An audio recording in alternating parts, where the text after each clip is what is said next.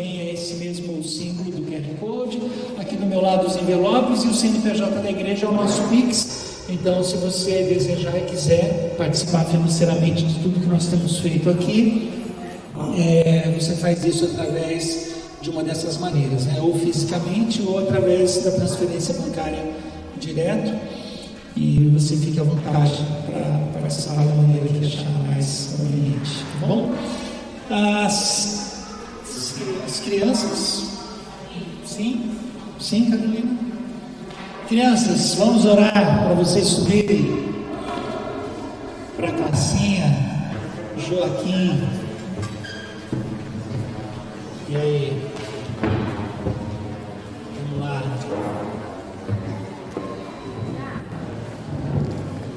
Pode vir, os maiores ajudam os menores. Pode vir mais para cá, pode chegar. Isso, muito bom.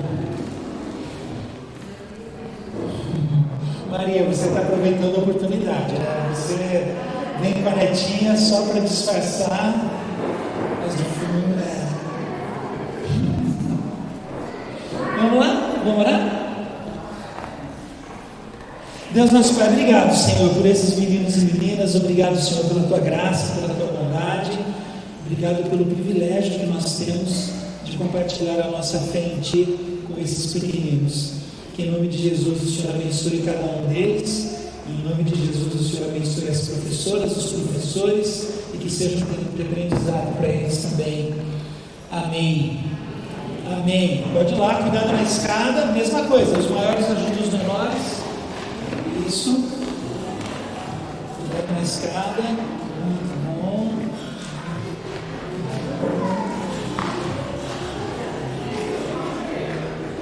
Bom. Próximo final de semana, nós vamos receber aqui na igreja o Paulo e a Greta. O Paulo e a Greta são da equipe de adoração da Vineyard Music Brasil, e mais ou menos são, mas na verdade eles cuidam de todo o treinamento das equipes de adoração da Vineyard. Se você pesquisar lá no Spotify sobre a música que nós cantamos hoje, foi gravada na voz da Greta. A Greta tem sido uma referência desde o início do movimento, há mais de 20 anos aqui no Brasil, lá na década de 90 ainda. E eles estarão conosco no final de semana que vem.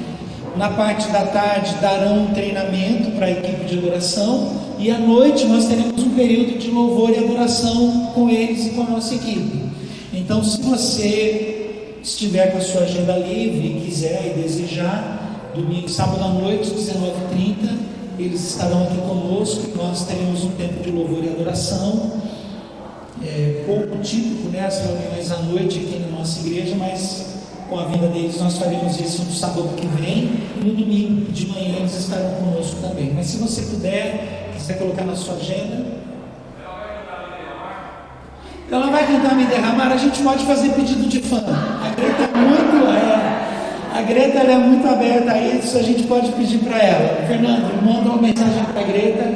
Greta, por favor, inclua Me Derramar no repertório de domingo e de sábado. Acho que é possível. Mais algum pedido? Mais que um amigo. Fernando, já manda o repertório pronto, Greta. E a Vé, Me Derramar, mais que um amigo, aí escolhe um, assim, que a gente vai ser legal com ela. Pastoral, por favor.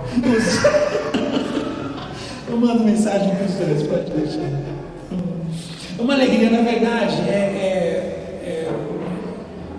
a gente divulga pouco a agenda da igreja. Quando você vem para cá, você não sabe nem quem vai pregar, se sou eu ou se é outra pessoa, quem vai estar aqui ou não. Mas a verdade, a Greta e o Paulo são amigos tão queridos assim. As primeiras lembranças que eu tenho da minha amizade com eles, a Fernanda não era nascida ainda.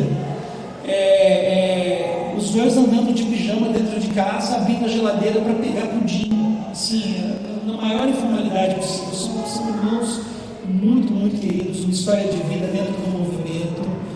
Então, seria legal se você puder estar aqui, tá bom?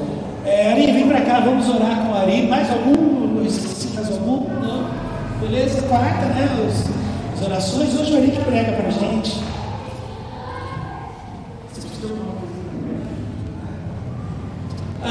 Pai, obrigado pela vida do Ari na manhã de hoje, que ele seja instrumento nas tuas mãos para compartilhar conosco aquilo que o Senhor tem para nós, acerca de tudo que o Senhor já colocou no coração dele. Que ele seja um depositário fiel e compartilhe conosco aquilo que o Senhor tem para nós. Em nome de Jesus. Amém. Bom dia, irmãos. E aí? Tudo bom com vocês? Tem alguns avisos. Pode deixar aqui, tá? Tem alguns avisos importantes antes de começar a pregação propriamente dita. Primeiro é que no próximo mês, último sábado, conhecido como dia 30 de setembro, nós teremos a terceira edição do nosso treinamento de oração. Hoje a pregação é sobre oração. Já tem aqui o aviso de que no último sábado do mês que vem teremos mais um treinamento de oração. Nesse treinamento não tem nenhuma palavra mágica, não tem nenhum segredo oculto da oração, a oração forte ou coisa do tipo. É um treinamento que nos ajuda a compreender mais sobre a essência da oração e como nós podemos fazê-la mais presente nas nossas vidas. O cartazinho ainda não está pronto, mas a partir da semana que vem vocês vão ver muitos cartazes referentes a esse treinamento. O segundo aviso é que eu estou nervoso. Naturalmente. Então, quando eu fico nervoso, eu tenho o péssimo costume de ou gaguejar ou falar muito rápido. Então eu já combinei com a minha esposa que se uma dessas duas coisas acontecerem, ela vai abanar a mão. Então se eventualmente você vê ela assim, é porque eu estou perdendo a linha e aí eu vou tentar me reencontrar, tá bom?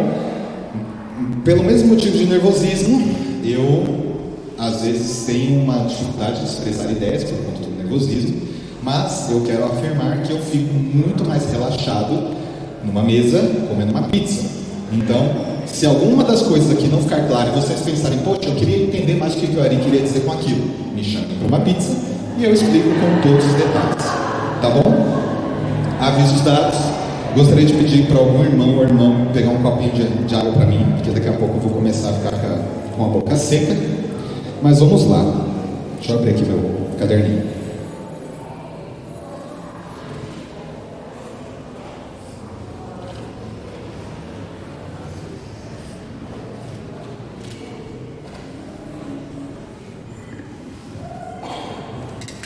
O versículo que nós vamos ler hoje é o versículo de Mateus, no capítulo 14,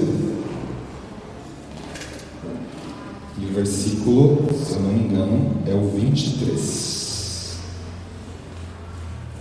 Obrigado, irmão. 14, 22, na verdade.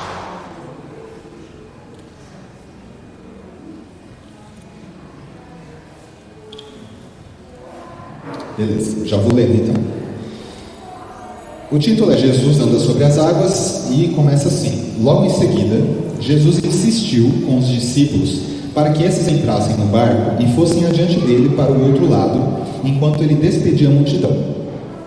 Tendo despedido a multidão, subiu sozinho ao monte para orar. Ao anoitecer, ele estava ali sozinho. Mas o barco já estava a considerável distância da terra, fustigado pelas ondas, porque o vento soprava contra ele. Amém? Bom, irmãos, essa pregação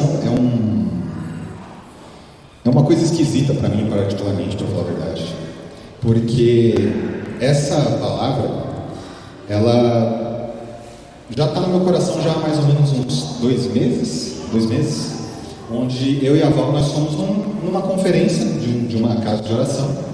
E aí, a conferência durou, se não me engano, 2, 3 dias, e era basicamente o dia inteiro, né? Em determinado momento lá, enquanto estava tendo louvor e tudo mais, essa palavra me veio à cabeça e eu comecei a anotar no meu caderninho assim, sobre esse assunto que eu vou falar com os irmãos. Mas quando eu li aquilo, e quando eu fiquei pensando sobre aquilo, eu me sentia muito impulsionado em querer falar isso, sabe? Eu tinha um entendimento na minha cabeça que essa informação era uma informação que eu gostaria de compartilhar com a igreja. Mas eu sempre tenho no meu coração também um pouco de dúvida. E eu fico assim, será que era isso mesmo? Então, eu fico com aquela coisa incerta. Será que era uma palavra para a igreja? Será que era uma coisa que eu tenho que meditar só eu e tudo mais? E eu lancei um desafio para Deus. Falei, olha Deus, eu Não sei se é para compartilhar com os irmãos, se é uma coisa só para mim. Se for para compartilhar com os irmãos, que o pastor Milton me faça o convite para pregar. Eu estou aqui porque ele fez um convite para pregar, né? Que doido. Depois de 2 anos e pouco aqui, eu lancei essa porque era uma coisa improvável mesmo, né? Eu sei que o pastor Milton tem aqui já a agenda de pregação, nossos irmãos pastores abençoados, eloquentes, e eu estava tipo assim, se for para ser, então o que o pastor Milton peça. Aí depois de uma reunião de oração, tá ali o pastor Milton e fala: você quer pregar? Eu falei: quero, pode deixar, já sei até a palavra já. E é esse versículo que eu queria compartilhar com os irmãos. Mas eu não quero falar sobre a experiência que os discípulos viveram ao encontrar Jesus andando sobre as águas. Eu quero falar sobre o que aconteceu antes, que é esse momento onde Jesus decide mandar os discípulos na frente, mandar a multidão para a casa deles, e ele decide subir ao monte sozinho para orar. Quando a gente lê os evangelhos, nós vemos muitas passagens maravilhosas acerca do que Jesus fez. É milagre para cá, é milagre para lá, é palavra de sabedoria, é tapa na cara de fariseu, aquela coisa toda que a gente conhece e aprecia. A gente fica assim: nossa, Jesus era top, olha só esse milagre, ressuscitou não sei quem, deu essa palavra e a pessoa foi curada. E esses pequenos momentos de solitude, eles são momentos que passam às vezes despercebidos, como uma vírgula que acontece entre os milagres. Porque você tem um milagre que acontece antes, que é a multiplicação dos pães e peixes, tem um milagraço que acontece depois, que é Jesus andando pelas águas, mas no meio você tem esses 2 versículos assim, casualmente, como quem não quer nada, falando assim: Jesus subiu no monte para orar. E eu fiquei pensando naquele dia da convenção em específico, sobre a profundidade desse tipo de registro nos evangelhos. Jesus, sendo Deus, sendo Filho de Deus, sendo uma pessoa que fala: o Pai está em mim, eu estou no Pai, ele orava. Durante o seu tempo na terra, Jesus não fez só milagres, Jesus não deu só palavras que mudaram as vidas de milhões de pessoas. Jesus também orava. E ele não orava só num contexto didático, ele não orava só no contexto de vou orar pelos discípulos, ou vou orar para que uma pessoa seja curada. Nós encontramos várias passagens onde Jesus simplesmente dava uns perdidos na galera. Temos passagens onde Jesus falava, ele amanheceu, Jesus, antes de amanhecer, antes de o sol aparecer, ele tinha saído para orar. Jesus foi ao deserto para orar. Jesus, antes de escolher os seus discípulos, subiu no monte para orar e depois chamou os discípulos. Nós conseguimos perceber na vida de Jesus que não era só sobre coisas marcantes, não era só sobre grandes momentos, momentos que mereciam flashes, momentos que mereciam reportagem no Diário de Mogi. Nós vimos que Jesus também tinha os seus momentos a sós com o Pai. E esses momentos não estão registrados na Bíblia, o que ele orou. Não está aqui, Jesus subiu no monte para orar e ele orou pelos seus discípulos, orou pelas pessoas que viriam. Não diz, só diz que ele subiu no monte para orar. E parando para pensar nesse contexto todo, a gente vê que Jesus tinha uma vida de oração. Uma vida de oração tão impactante, tão importante, tão relevante, que até mesmo os seus próprios discípulos, em determinado momento, chegaram e falaram: mestre, ensina a gente a orar, porque a gente vê você orando e a gente vê que é outra coisa. E aí que Jesus faz aquela famosa passagem que ele explica o Pai Nosso, e ele explica uma coisa que é, hoje em dia, talvez não muito valorizada por nós, e eu digo nós porque eu me incluo nessa, que é a oração em secreto. Jesus fala para os seus discípulos: olha, quando vocês forem orar, não façam como os fariseus que vão lá na esquina e oram, e todo mundo olha e fala: nossa, como esse cara ora, porque eles já tiveram a sua recompensa. Quando você for orar, entra no seu quarto, fecha a sua porta e em secreto ore ao seu Pai que está em secreto, e o seu Pai que vê em secreto vai te recompensar. Eu não sei vocês, irmãos, mas Durante muito tempo na minha trajetória cristã, eu fiz a oração mais como uma atividade em grupo do que como uma atividade pessoal com Deus. Vamos orar? Vamos orar. Todo mundo da igreja levanta e ora. Reuniões de oração, todo mundo junto da igreja e ora. E isso é bom, tá? Não estou dizendo que não é bom. Mas deixava a oração particular com Deus de canto.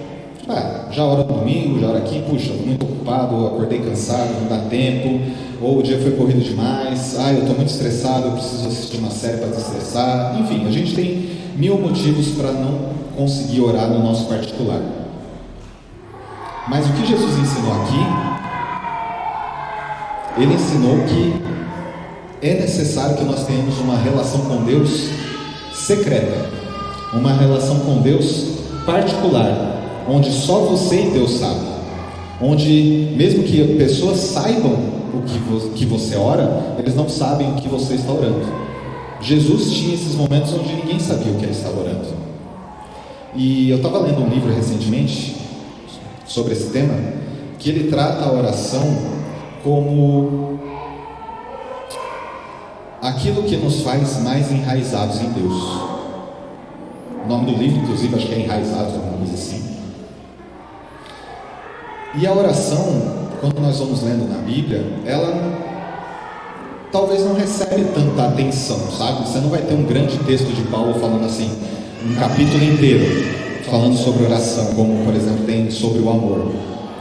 Quando você vai ler Atos dos Apóstolos, você vê um monte de milagre e você vê momentos pontuais onde os irmãos estavam orando. E eu acho que isso tem muita conexão com o que o Léo falou mais cedo, sobre a oração ser comum, mas não ser banal. Quando a gente lê a Bíblia, talvez o tema da oração para os irmãos que estavam vivendo naquela época e escrevendo os capítulos da Bíblia era comum e por isso não necessitava de tantas reafirmações de a importância de orar.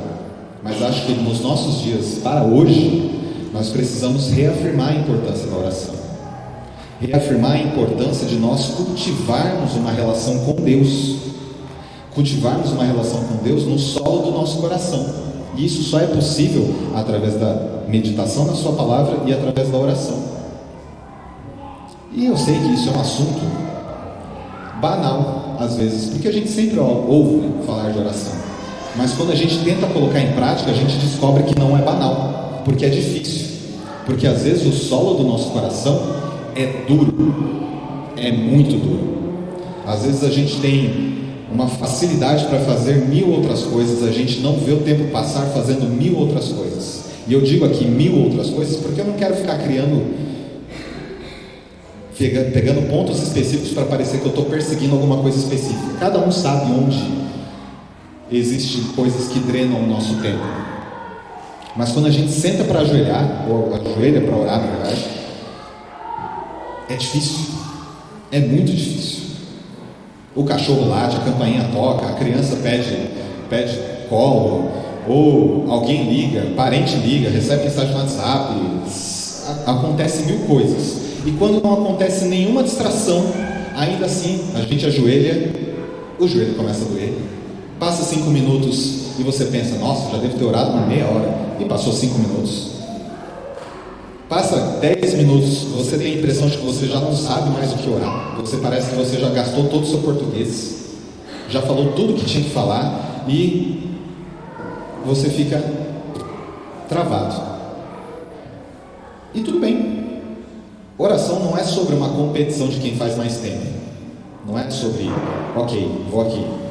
Hoje eu fiz meia hora, amanhã eu faço 40 minutos. Isso não é uma esteira que você está praticando para ficar correndo mais rápido. Mas é sobre a sua intencionalidade, é sobre você ter esse desejo, esse desejo ardente de estar com Deus. Se vai ser 5 minutos porque é o que deu, se vai ser 10 minutos porque é onde suas palavras acabaram, tudo bem, mas vai, semeia. A palavra de Deus diz o seguinte, que Deus não se deixa escarnecer, Paulo está falando em outro contexto, mas ele diz o seguinte, tudo aquilo que o homem semear, isso ele vai colher. Quais são os frutos que nós podemos colher com uma vida de oração? O que será que nós podemos viver e receber através de uma vida de oração? Eu não sei nem por onde começar. Eu só sei de uma coisa, que o maior fruto que nós podemos receber de uma vida com oração é estar conectados com o Pai. Não é sobre milagres. Claro, se Deus quiser fazer milagres através das nossas vidas, amém, faz mesmo. Mas é sobre nós podermos ter uma relação com Deus tão estreita, tão próxima, que nos permita falar como Jesus falou: eu estou no Pai e o Pai está em mim. Vou contar uma historinha para vocês, que tem a ver com esse tema também, mas é o seguinte: eu, há uns 2 meses, 3 meses talvez, comecei a fazer academia. Vocês podem ver que não está fazendo efeito. Mas quando eu comecei na academia boa, tinha vários aparelhos assim, né? Diferentes máquinas de tortura para eu poder me exercitar. Chegando lá, você recebe lá, faz aquele tal de amnésia, anamnese, e o cara faz um treino para você. Aí bota lá, não sei o que, halter não sei das quantas, agachamento não sei o que lá, não sei o que para panturrilha, essas coisas todas. E aí você começa, aí você vê lá aquela máquina que tem aquele monte de buraquinho, né? Você vai, cada buraquinho é um peso que você coloca, né? Quanto mais buraco você põe, mais pesado fica. E aí você vai e senta. Aí o cara fala: seguinte, primeiramente você vai fazer sem peso nenhum.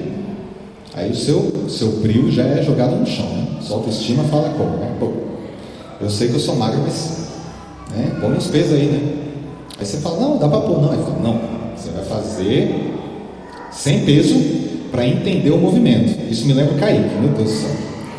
Eu fiz um tempo de personal com o Kaique, e o Kaique ficava assim: não, movimento, controla o movimento, não sei o que, de dobrar as costas, lombar para trás, enfim, para aprender o movimento.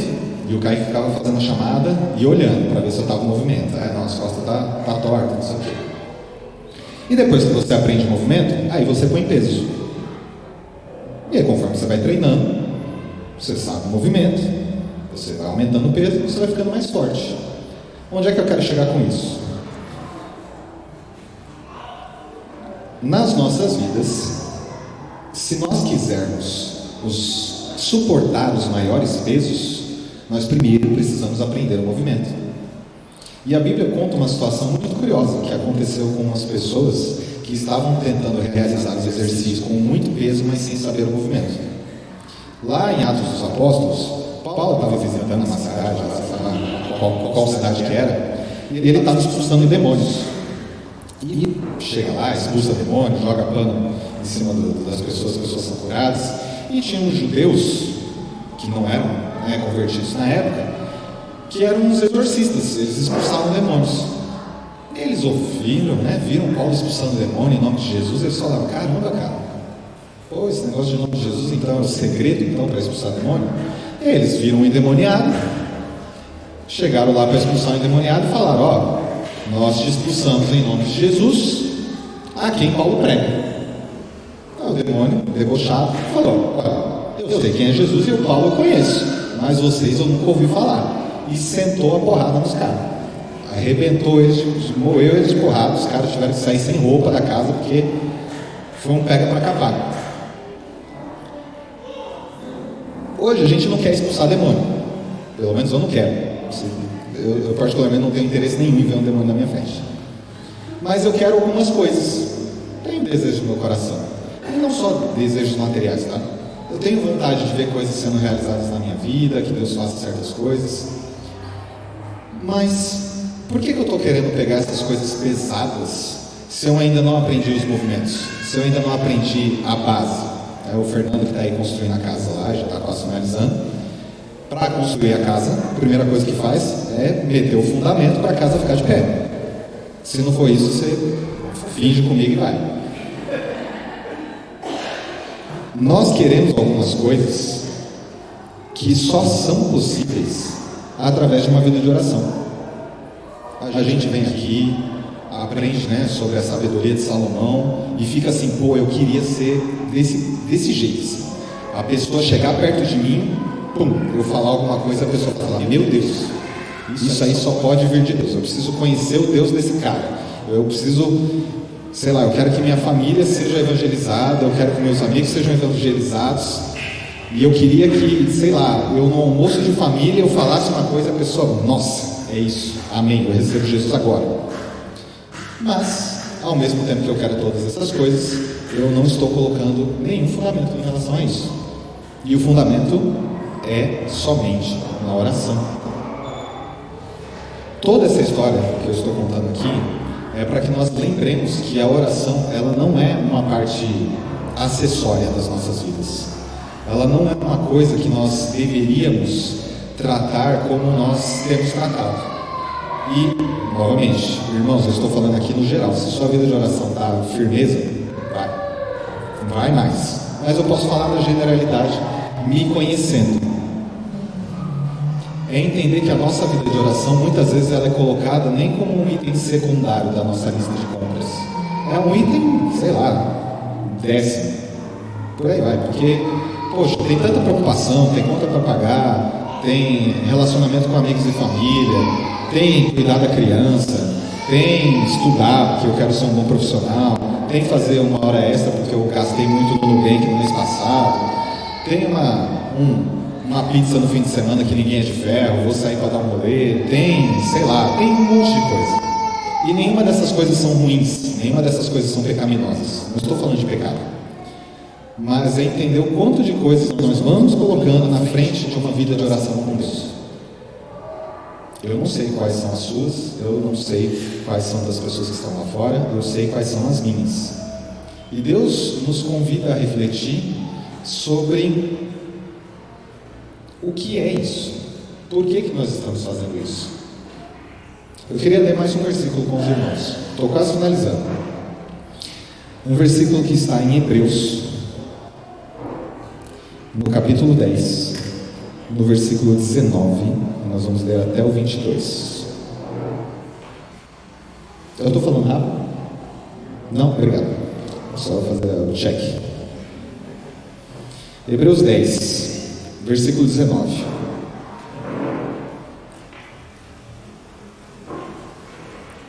Eu vou ler só até a primeira quebra do 22. Diz assim: portanto, irmãos, temos plena confiança para entrar no lugar santíssimo pelo sangue de Jesus, por um novo e vivo caminho que Ele nos abriu por meio do véu, isto é, do seu corpo. Temos, pois, um grande sacerdote sobre a casa de Deus. Sendo assim, aproximemo-nos de Deus com um coração sincero e com plena convicção de fé.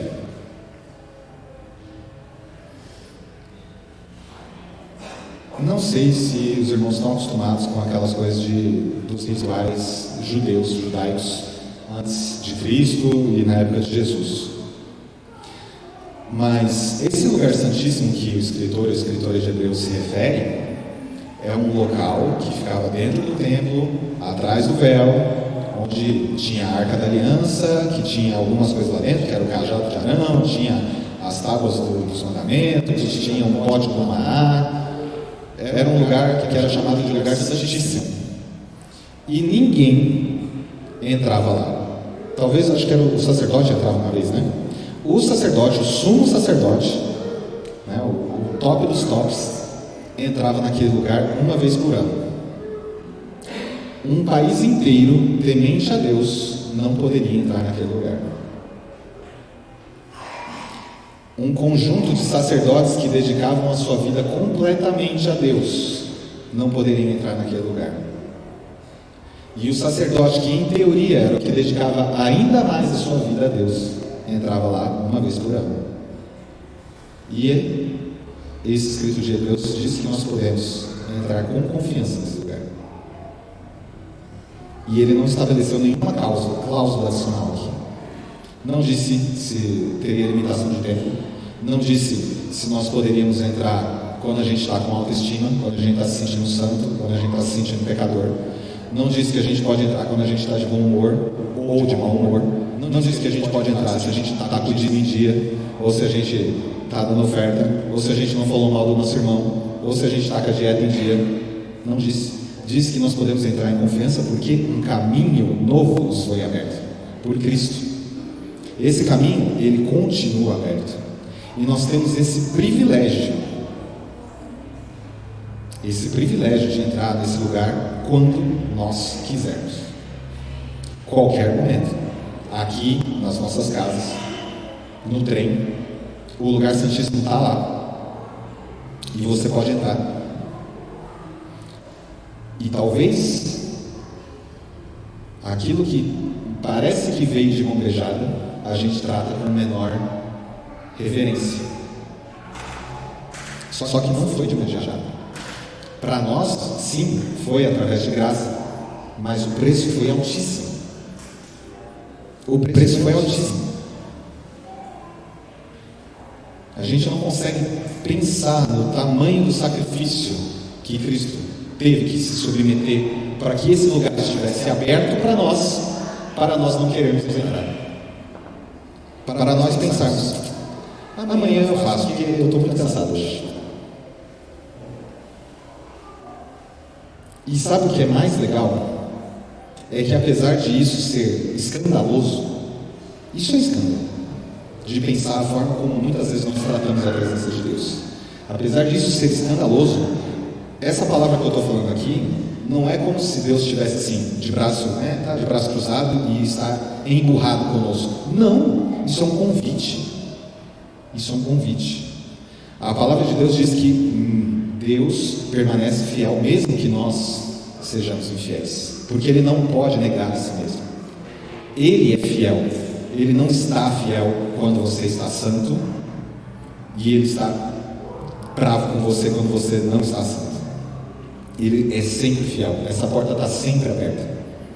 E o fato dela estar sempre aberta é um motivo que nós deveríamos ir para ela todos os dias, não o contrário. Esse caminho que Cristo nos abriu permite que nós possamos estar num lugar, espiritualmente falando, onde milhões de pessoas sonharam estar. A palavra diz que os profetas que vieram antes de Jesus, eles esperavam a vinda do Messias. Eles morreram acreditando nessa promessa. Eles queriam ver o Messias. E nós temos essa oportunidade. Sem nenhuma condicional, irmãos. Nenhuma. Isso pode ser hoje, se você quiser. E o que vai acontecer lá, eu não sei. Mas eu sei que vai ser bom. Porque o que a gente pode ter certeza é que ninguém entra na presença de Deus e sai pior do que entrou. Ninguém entra na presença de Deus e sai quebrado, no mau sentido. Pode ser que você saia quebrado, mas é porque Deus vai te reconstruir, fica tranquilo. A presença de Deus está disponível a nós 24/7. Isso é bom demais. E Jesus, e aí voltando para o contexto inicial, Jesus queria essa presença do Pai. Por isso que ele acordava mais cedo que os discípulos e ia orar. Por isso que ele dava perdido nas pessoas e ia orar. Porque ele tinha prazer na presença de Deus. Nós precisamos aprender a reencontrar esse prazer de estar na presença de Deus. E isso só é possível com um pouco de dedicação. Eu digo um pouco, porque a maior dedicação já foi feita por Cristo. Já. Eu diria um pouco de dedicação, bem menor do que foi necessário por Deus. Com um pouquinho de dedicação, a gente vai conseguir domar, pelo poder de Deus, a nossa natureza preguiçosa, cansada, indisposta, de mau humor, que não quer estar na presença de Deus. E aí, quem sabe, nós possamos ser que nem as pessoas que gostam de academia, que depois de tanto ir, falam, não consigo viver sem. Que nós possamos ser assim também com a presença de Deus. Eu fui tanto na presença de Deus que hoje, se eu não for, não vai dar. Eu prefiro dormir meia hora menos. Eu prefiro dar Dramin para o meu filho para ele dormir. Não sei, não faça isso, tá, gente?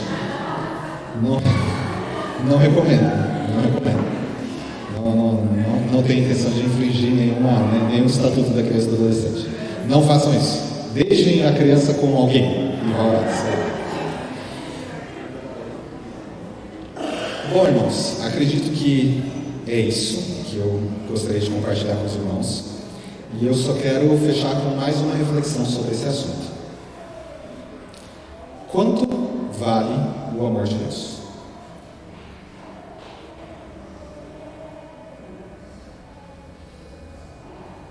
Quando a gente lê na Bíblia, o famoso versículo de João 3,16, fala que Deus amou o mundo de uma forma tão grande, tal maneira, que deu seu Filho por nós. E isso a gente fica assim, pô, Deus me ama. Então, olha até onde Deus foi por mim. E eu te faço a pergunta ao contrário: até onde você iria por Deus? No começo da igreja, as pessoas iam até a morte. E graças a Deus que hoje, aqui no país que nós vivemos, nós não precisamos ir até a morte. Tá? Não estou querendo dizer naquele sentido de antigamente que era bom. Graças a Deus que não tem aqui no Brasil cristão morrendo por ser cristão. Mas até onde você iria por Deus? Até onde você iria pela presença de Deus? Eu não estou pedindo aqui para fazer sacrifícios extravagantes. O que Deus está pedindo é que nós sejamos consistentes. Não é sobre ir na academia e levantar 200 quilos uma vez. É sobre levantar 10 quilos centenas de vezes. Não é sobre ir no monte uma vez por mês e orar para chuchu. É sobre entrar no seu quarto, fechar sua porta e orar 10 minutos. Mas fazer isso todos os dias. Isso vai dar mais frutos nas nossas vidas do que os sacrifícios extravagantes que muitas vezes nós estamos dispostos a fazer. Muitas vezes nós chegamos para nossas esposas, Não vou falar de esposa não, porque senão depois não pode ser. Vou falar de relação de irmãos, que é uma piada, que o irmão é aquela pessoa que você está disposto a dar a vida, mas não busca um copo d'água, Às vezes a gente fala assim, eu daria a minha vida pela minha esposa. Só que às vezes eu subo a escada e a voz está deitada, e ela fala, amor, desce as escadas aqui, você acabou de subir e vai buscar um copo d'água. E isso ferve no meu coração, e não é de um fogo santo. Mas eu busco, porque Deus me deu bom senso. Tamo junto, pastor. E a gente com Deus às vezes quer ter o mesmo comportamento. Não, beleza, vai ter uma vigília aqui. Não estou falando contra a vigília, ok? Vai ter vigília aqui, beleza, eu vou na vigília, vou orar 6 horas. Aí na quinta-feira seguinte não está orando nem 2 minutos. Não abençoa nem a comida que comeu, não fala nem obrigado Jesus por essa comida, já vai engolindo já. Nós precisamos mudar a nossa mente. Deus não quer que nós sejamos pessoas que fazem sacrifícios pontuais. Ele quer que nós mudemos a nossa vida regularmente. Amém? Então é isso, irmãos. Eu gostaria de agradecer pelo tempo de vocês me ouvindo. Queria convidar os irmãos do louvor nesse momento. E queria convidar os irmãos que querem, nesse momento, orar. Orar a Deus, falar com Deus. O que você vai falar, não sei. Mas o que eu te recomendaria falar é que Deus te dê forças e sabedoria para encontrar as formas que você precisa para ter uma vida de oração firme com Ele. Então, os irmãos que quiserem vir orar aqui na frente, receber a oração dos irmãos, podem vir. E os irmãos que quiserem orar no banco também, podem orar no banco também. Amém?